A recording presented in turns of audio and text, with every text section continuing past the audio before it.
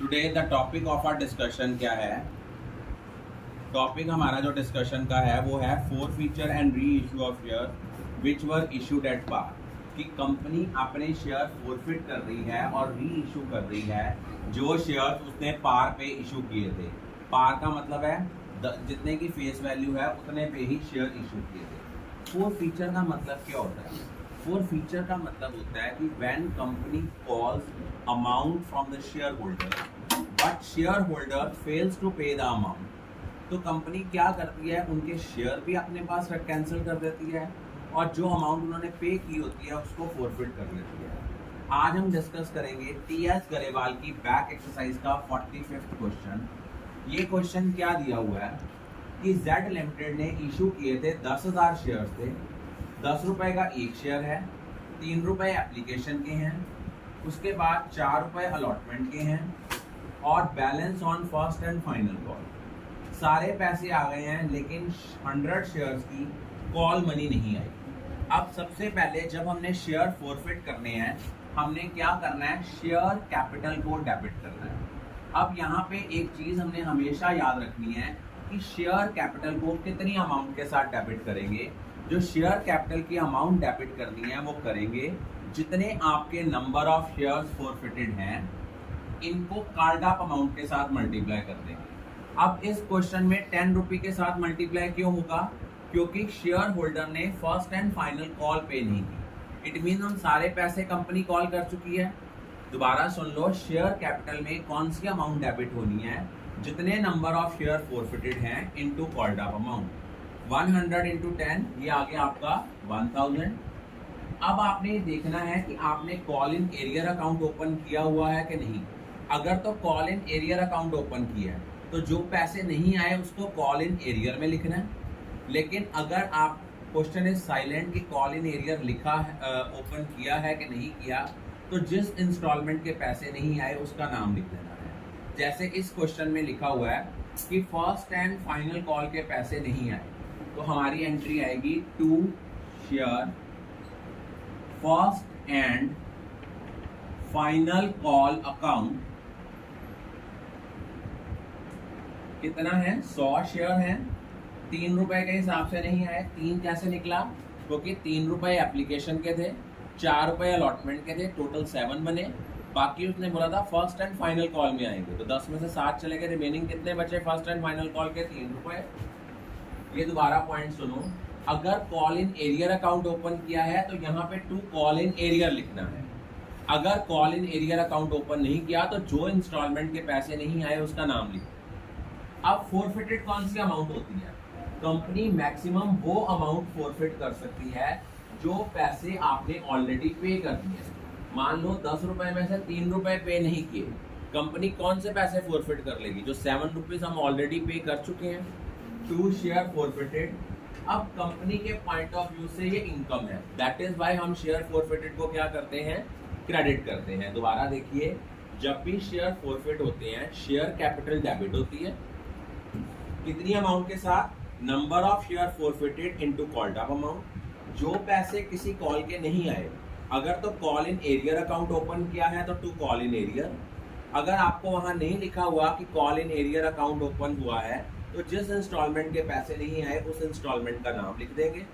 और फोरफिट में कौन सी अमाउंट आएगी? जो शेयर होल्डर्स ऑलरेडी पे कर चुके हैं। उसके बाद देखिए इसी क्वेश्चन में लिखा हुआ है these shares were subsequently forfeited by directors and resold as fully paid for ₹500। Means कि 1000 के शेयर जो री इशू किए हैं वो कितने पे किए हैं? 500 पे। Bank account debit 500। अब जो आपने शेयर कैपिटल क्रेडिट करनी है वो तो आपकी 1000 ही आनी है, लिखा हुआ है फुली पेड। जो 500 रुपीज नहीं आए वो हम कहाँ से पूरे करेंगे? जो हमारे पास ऑलरेडी फोरफिटेड अमाउंट है वहां से पूरे करेंगे।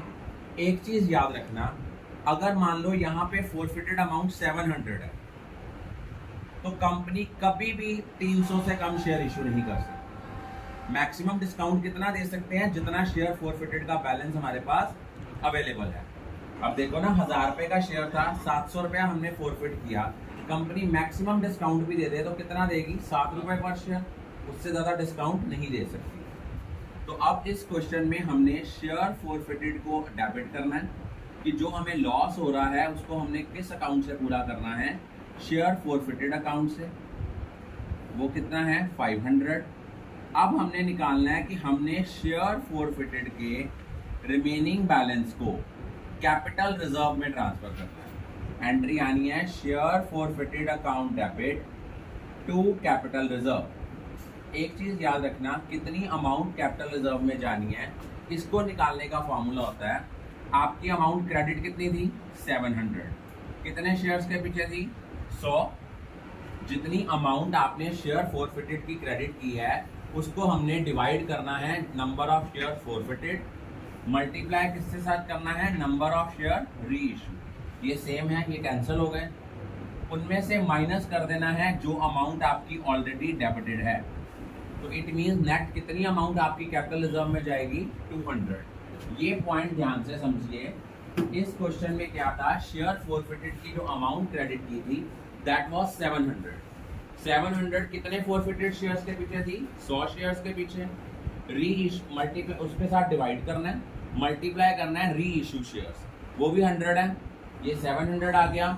उनमें से जो शेयर फॉरफिटेड की अमाउंट हमने डेबिट की है वो माइनस कर देनी है। बैलेंस को हमने कहाँ ट्रांसफर करना है, कैपिटल रिजर्व में। एक क्वेश्चन हम और डिस्कस करेंगे, वो क्वेश्चन है आपका जो सम नंबर है दैट इज 47 कि मैक्स लिमिटेड है, उन्होंने 500 शेयर फॉरफिट किए हैं for the non payment of first and final call of ₹20 and 25 पर शेयर। उस केस में हमारी जो एंट्री आनी है पहली शेयर कैपिटल की, आपके नंबर ऑफ शेयर्स जो हैं दैट आर 500। 100 रुपए का एक शेयर है, ये आ गया 5000। वहां लिखा हुआ है कि हमें फर्स्ट कॉल नहीं आई। फर्स्ट कॉल जो है ये हमारी अमाउंट कितनी है, फर्स्ट कॉल के पैसे बनते हैं उनके 20 रुपये पर शेयर। तो 500 इंटू 20, ये आपका ये था 500 इंटू 100 है, ये 50,000 है। यहाँ आ गया 10,000 टू शेयर। फाइनल कॉल जो थी वो थी आपकी 25 रुपये पर शेयर। 500 इंटू 25, ये आ गया 12,500। और रिमेनिंग अमाउंट आपकी कहाँ आ गई, टू शेयर फॉरफिटेड। फॉरफिटेड में कौन सी अमाउंट आएगी, बैलेंसिंग फिगर। 50,000 में से हमने 22,500 माइनस किया तो नेट अमाउंट आपकी आ गई 27,500। अब उसके बाद इन्होंने क्या कहा, इन्होंने लिखा कि 250 शेयर री इशू कर दिए हैं, 50 रुपए per share as fully paid up. मतलब 100 की चीज को कितने में हमने बेच दिया, 50 रुपए में। तो इसकी हम यहाँ पे एंट्री कर देते हैं। यहाँ एंट्री आएगी बैंक अकाउंट डेबिट 250 इंटू 5, ये आ गया 12,500। शेयर कैपिटल में जो अमाउंट जाएगी वो जाएगी 250 इंटू 100, कितना हो गया 25,000। जो 12,500 कम आया वो हम किसको डेबिट करेंगे, शेयर फॉरफिटेड अकाउंट।